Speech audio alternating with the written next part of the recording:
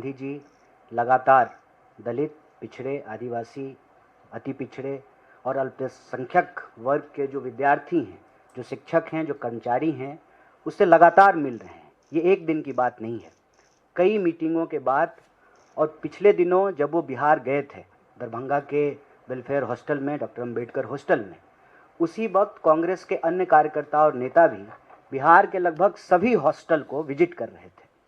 उस दौरान जो चीज़ें निकल कर के सामने आई, उसमें दो सबसे महत्वपूर्ण विषय है। पहला ये है कि इन वर्ग के जो विद्यार्थी हैं वो आकर के कहते हैं कि हमको हमारा स्कॉलरशिप टाइम पे नहीं मिलता है। और जैसा कि हमारे साथी ने आपको बताया कि स्कॉलरशिप को अप्लाई करने की जो टोटल संख्या थी, उसमें लगातार गिरावट आ रही है। और ये गिरावट क्यों आ रही है? क्योंकि टाइम पे पैसा नहीं मिलता है और प्रोसेस को एक पनिशमेंट की तरह बना दिया गया है। नतीजा ये है कि लोग अपने अधिकार पाना ही नहीं चाहते हैं क्योंकि उनको अधिकार मिलता ही नहीं है।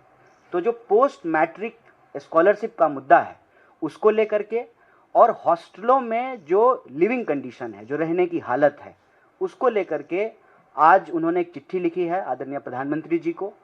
सरकार इस पे क्या कार्रवाई करती है ये आने वाले समय में पता चलेगा, लेकिन देश में इन वर्गों के विद्यार्थी की जो हालत है, आज लोग कबीर को याद कर रहे हैं। कई लोग कहते हैं कि आज उनका जन्मदिन है और कबीर कहते थे, जात न पूछो साधु की, पूछ लीजिए ज्ञान।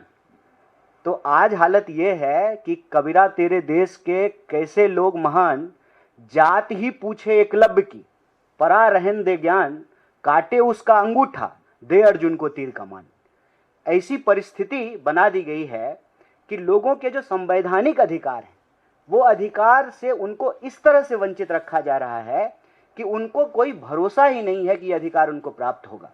सुसाइड का मुद्दा आपके सामने है और यह बात हम लोग कई बार उठा चुके हैं कि 1 घंटे में 2 विद्यार्थी, 2 नौजवान इस देश में आत्महत्या कर रहा है।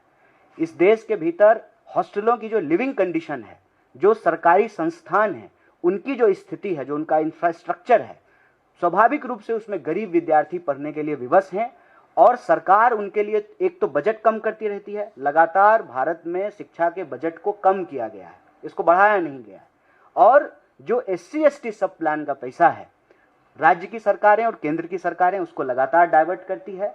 उसका नतीजा ये है कि शिक्षा जो हमारा बुनियादी अधिकार है, उस बुनियादी अधिकार से लोग महरूम रह रहे हैं, वंचित रह रहे हैं और ये वंचित वर्ग के खिलाफ एक बहुत बड़ा अन्याय